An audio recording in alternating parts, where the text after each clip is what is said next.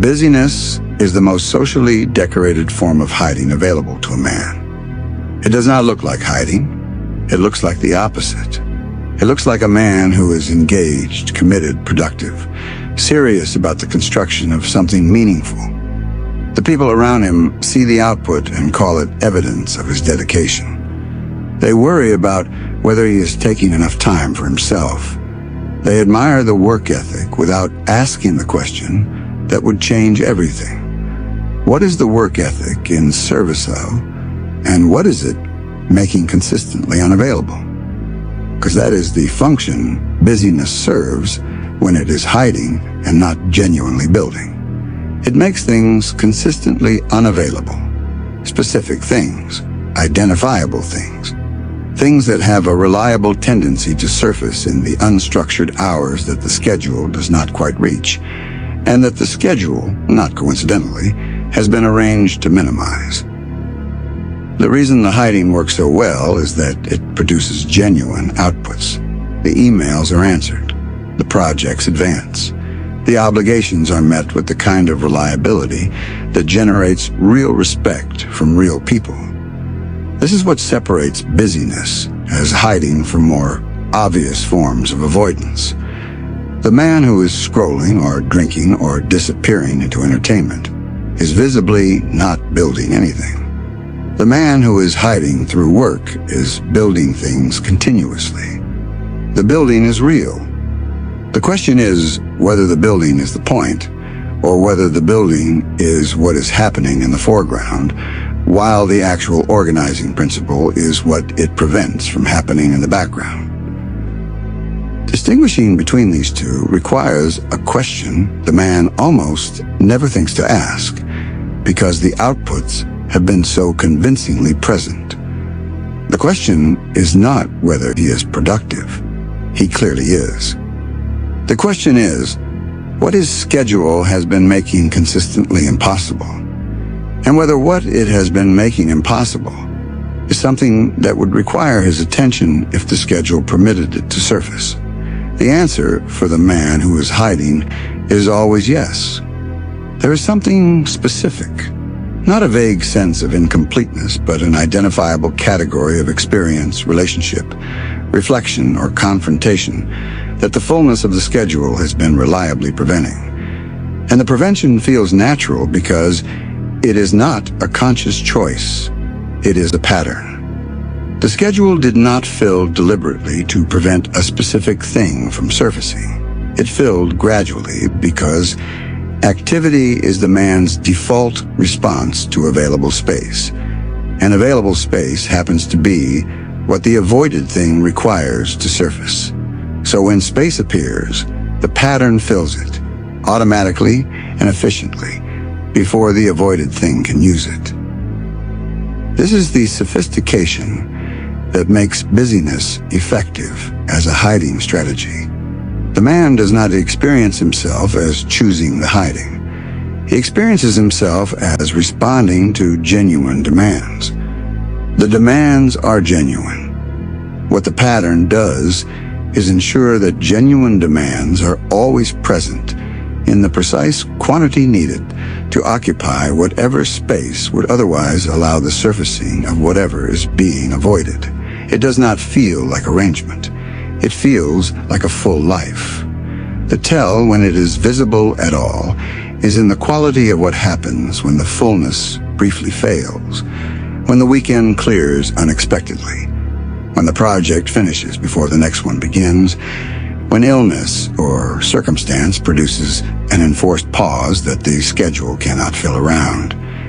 In those moments, something usually happens in the man that he has learned not to examine too closely, because examining it would require acknowledging what it reveals about the relationship between his busyness and its function. What happens is not rest.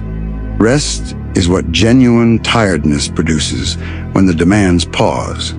What happens instead has a different quality, a restlessness, an urgency toward the restoration of activity that arrives before the pause has lasted long enough to constitute genuine recovery. A discomfort in the specific texture of the quiet, that is not the discomfort of a man who is used to movement and is adjusting to stillness. It is the discomfort of a man who has stumbled into proximity to what the movement was maintaining distance from. The reaching for the phone, the remembered email, the project detail that suddenly seems to require attention. These are not responses to genuine demands. They are the pattern restoring itself automatically and with the efficiency of long practice, in response to the threat of the quiet becoming deep enough to let what has been avoided surface. The man who has been using busyness as hiding has usually developed an almost total intolerance for genuine, unstructured time, not because he is incapable of stillness in some fundamental sense, but because his relationship with unstructured time has been thoroughly shaped by what appears in it. Unstructured time is where the avoided thing lives. The man has learned, without consciously learning it, to treat unstructured time as the enemy of the equilibrium he has been maintaining. So when it appears, the pattern eliminates it, efficiently, automatically, and with genuine outputs that make the elimination look like productivity rather than like what it actually is. What is it actually avoiding? This is the question that most men in this pattern resist most consistently, because answering it requires naming something that the entire architecture of the busyness was designed to keep unnamed. The answer is different for every man, but the categories are limited. It is a grief that has not been processed, still present in the interior, waiting for the quiet that would allow it to move through. It is a truth about the current direction of the life, clearly visible in any sustained, honest reflection, that the man has preferred to keep in peripheral rather than direct vision, because direct vision would require a response. It is a version of himself that he has not yet become, whose emergence the busy version is preventing by occupying all the space the emerging version would require. It is a conversation long overdue that he has been too occupied to have. It is the question of what the work is actually for, which only arises when the work pauses long enough for the pause to reveal that the question has not been answered. These are not small things. They are the things that most determine the actual quality and direction of a man's life. And the man who has been too busy to address them has not been too busy. He has been hiding from them behind the activity that produces the most socially respected cover for the hiding. Here's where the cost becomes most concrete, because the cost is not primarily internal. It does not stay inside the man's relationship with himself. It extends into every relationship the busyness structures, which is most of them. The people who are closest to a man who is hiding through busyness experience something specific that is difficult to name but immediately recognizable once it is described. They have access to him, significant access. He is present in the physical sense, more than many men. He shows up, he provides, he manages. He is reliable in every functional dimension. And yet there is a quality of not quite reaching him that persists regardless of the access. Conversations approach something important and then turn, almost imperceptibly, in a direction that is less demanding. Moments of genuine contact occur and are followed by the subtle reestablishment of the productive distance. The intimacy available in the relationship has a ceiling that neither person can quite see, but both can feel. What they are feeling is the busyness operating at the relational level. Not the busyness of the schedule necessarily, and though that is part of it. The busyness of a man who has learned to be engaged without being present, who can participate in a relationship with full functional competence, while keeping the part of himself that would be most affected by genuine contact at a protected distance from the contact, who shows up to every occasion of the relationship but never quite arrives. This is the specific loneliness that proximity to a hiding man produces in the people who love him, not the loneliness of being ignored or neglected. The loneliness of being in consistent relationship with someone whose full self is consistently unavailable, mediated always through the productive and competent surface that the busyness has trained him to maintain. The man himself often does not understand why the relationships have a quality of incompleteness to them despite his genuine presence and genuine care. He experiences himself as fully engaged. He is, just not with the relationship, with the performance of the relationship, with the functional version of what he would be doing if he were genuinely present for what the relationship is. The confusion is honest. The performance and the genuine thing feels similar from the inside when the performance has been practiced long enough to become the default mode.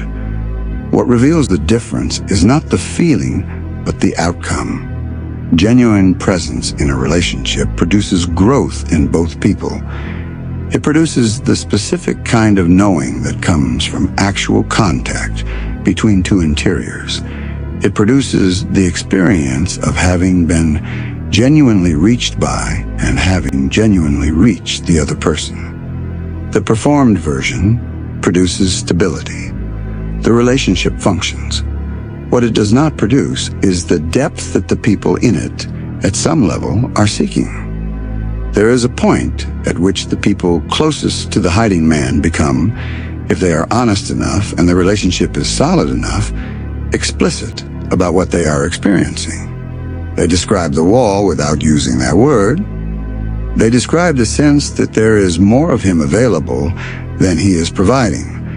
They describe wanting something from him that they cannot quite name, but that is clearly not one of the things he is already providing, because they have significant access to those things and the wanting persists.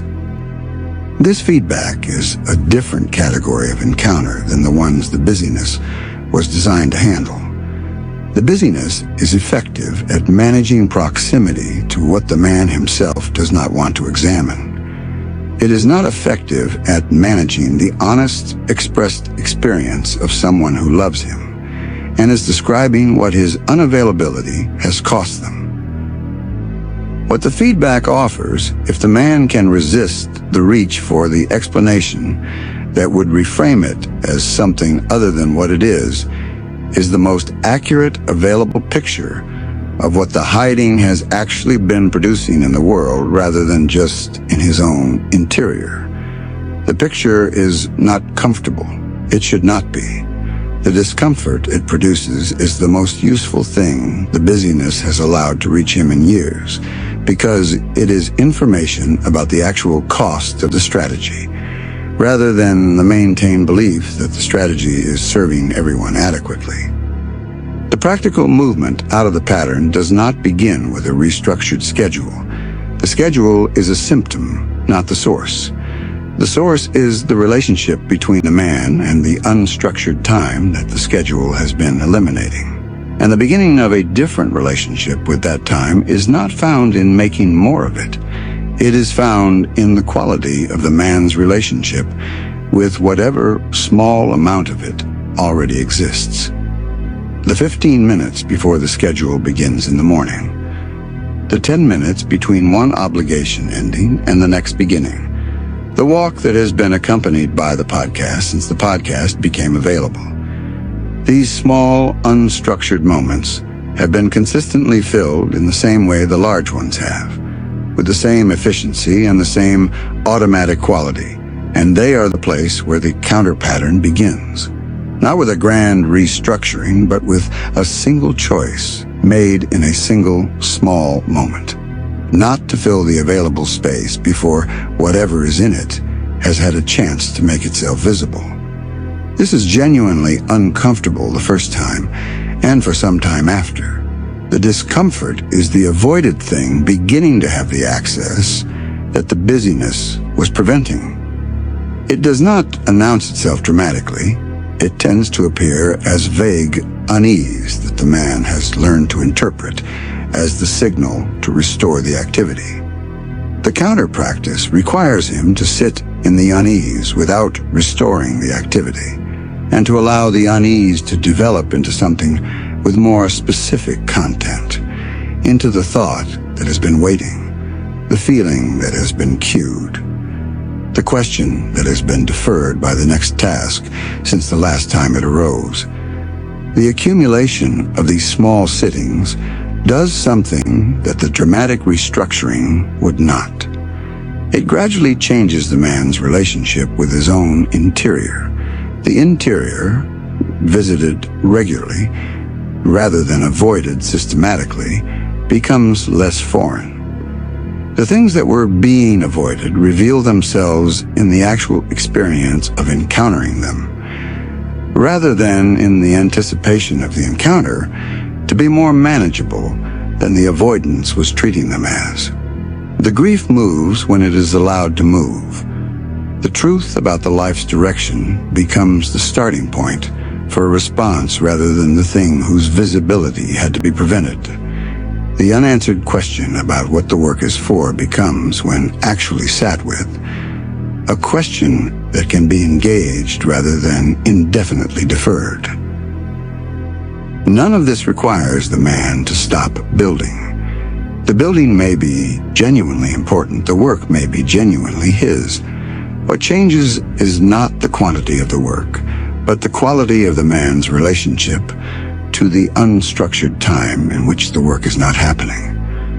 When that time becomes a place the man can be without the immediate reach for the activity that would occupy it, the work that happens in the structured time begins to change as well. It begins to come from somewhere rather than to serve as the prevention of somewhere. It begins to carry the specific weight of a man who knows what it is in service of, because he has been in the quiet long enough to know. The work that comes from a man who has been in the quiet and knows what he is building is a different thing from the work that comes from a man who is building primarily to stay occupied. From the outside, the outputs may be similar. From the inside, they are organized entirely differently. One is organized around what the man is moving toward. The other is organized around what the man is moving away from. And the organizing principle, over time, determines not just the quality of the work, but the quality of everything structured around the work. The relationships, the health, the sense of whether the life is being lived towards something or away from something. That distinction, the toward versus the away, is the clearest available description of the difference between genuine productivity and hiding through productivity. The man who is moving towards something experiences his work as having a direction that belongs to him. The man who is moving away from something experiences his work as having a necessity that is organized around what it is preventing. Both are moving. The direction is everything. The question the man who suspects he might be hiding needs to ask himself is not whether he is productive. He is. It is not whether the work is real. It is. The question is whether he can clearly articulate from genuine reflection rather than from the rehearsed account of his own purpose that the busyness produces, what he is moving toward, what the work is building specifically, and why that specific thing matters to this specific man in terms that are genuinely his rather than borrowed from the general vocabulary of ambition and contribution. If the answer comes easily and carries the specific gravity of something actually known rather than constructed for the occasion, the busyness is probably what it appears to be. If the answer requires more preparation than the question seems to warrant, or if the answer, when it arrives, feels somehow hollow relative to the energy the man is putting into the work it is supposed to be explaining, the hollowness is information. It is the quiet revealing what the noise has been managing. The quiet is always available. It requires only the willingness to stop filling it before it has a chance to speak. What it says, when the man finally allows it to say it, is not what the busyness was afraid of. It is what the busyness was supposed to be building toward, unarticulated and waiting, present the entire time in the space the activity was occupying. It was never the work that mattered most. It was what the work was supposed to be in service of, which the man has not yet fully answered, because answering required the quiet, and the quiet required the willingness to stop, and the stopping required accepting that what would surface was worth the encountering. It is. Stop. Let it surface. What is there has been there the whole time, and it is not what the hiding made it seem. There is a dimension of this that extends beyond the man's immediate life and into the specific relationship he has with his own creativity, his own voice, and the particular thing that only he is capable of producing. Most men who use busyness as hiding have a version of their work that they never fully do, not because they lack the skill or the time, though the time claim is what the busyness provides as explanation.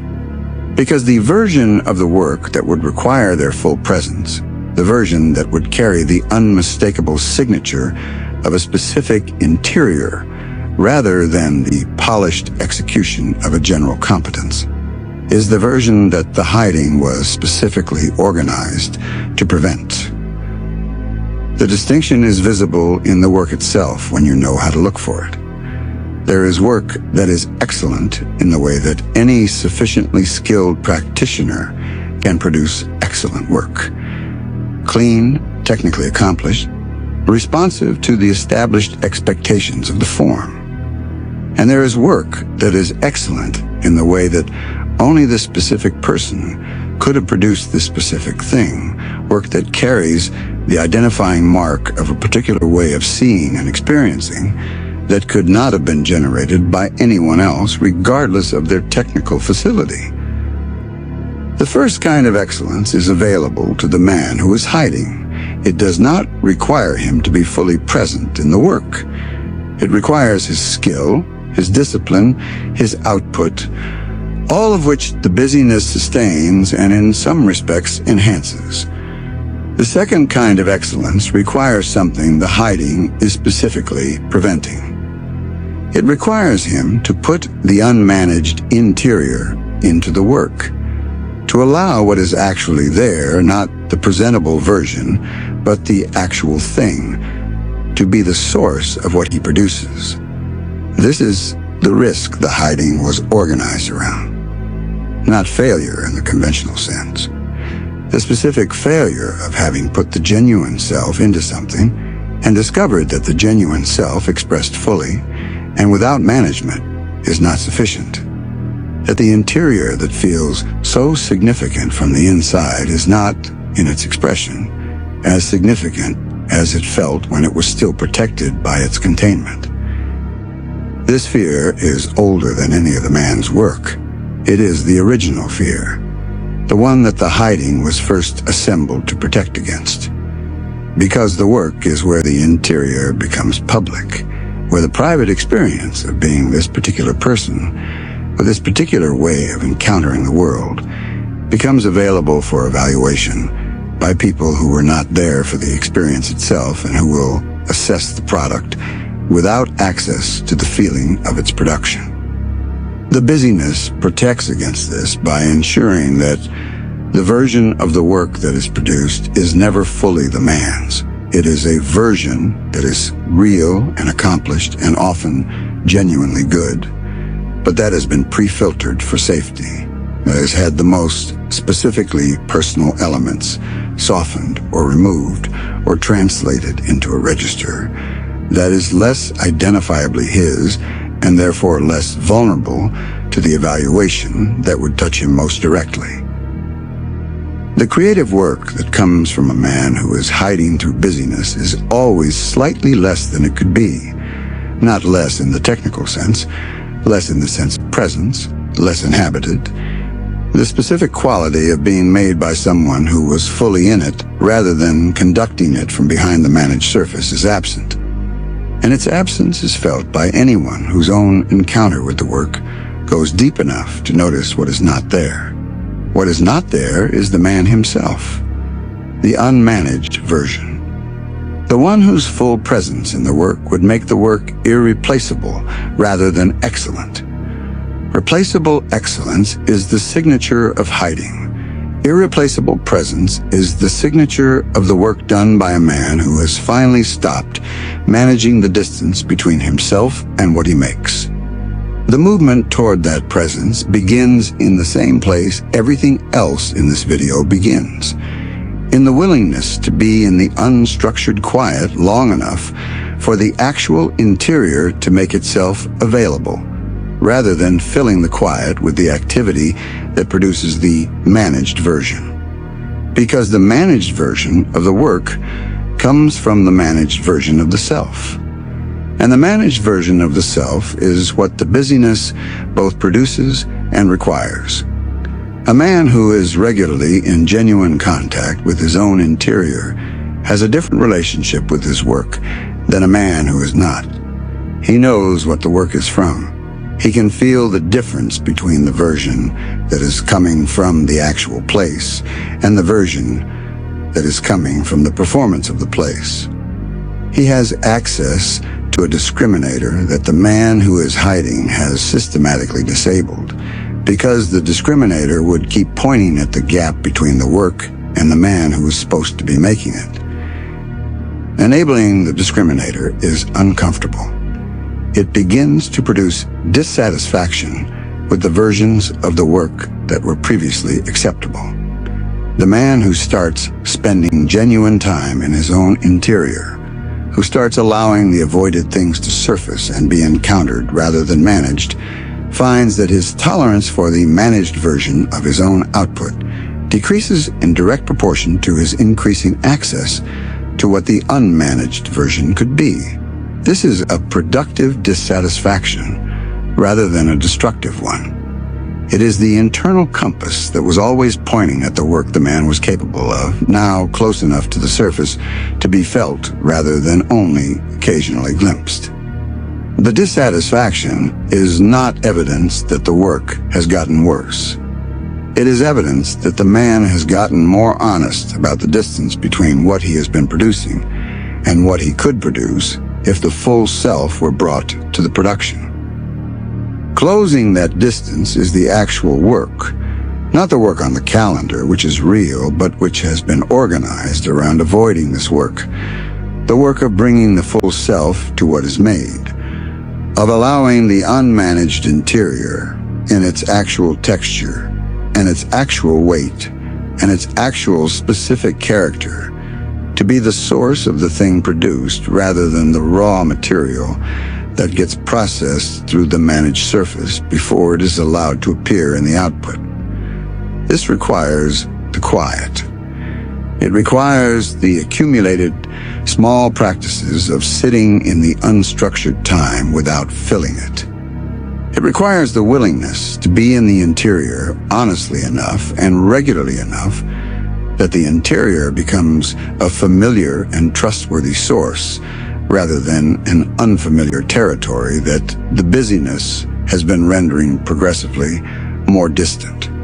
And it produces, over time and through the patient accumulation of those practices, work that carries what all the excellent work produced from behind the managed surface did not carry. The specific and irreplaceable quality of a man who was fully present in the making, who did not conduct the work from behind the glass of his own productivity, but arrived in it genuinely, with everything the hiding had been keeping back. That work is the thing the busyness was supposedly building toward without ever building toward it, because building toward it required the one thing the busyness was organized to prevent: stopping. Being in the quiet, allowing the man who was doing all the building to finally meet the thing he was building it for. He has been waiting there the whole time. In every cleared afternoon that filled before it could be still, In every morning that began with the phone before it could begin with the silence. In every available space that the schedule colonized before the space had a chance to offer what available space offers to the man willing to be in it. The hiding was never about the work. The work was the hiding. And what was being hidden was not something dangerous or broken or insufficient. It was the source, the specific, irreducible, unmistakable source of everything the man was producing at one remove from himself, because producing at full contact required a presence he had not yet decided was safe to bring. It is safe. The quiet is safe. What is in it has been waiting with the patience of something that knows it is not going anywhere. Because it is not separate from the man, it is the man below the management, below the busyness, below the excellent and prolific and socially respected outputs of a life that was organized around not quite arriving. He can arrive now. The next pause is the door. Walk through it before the pattern fills it.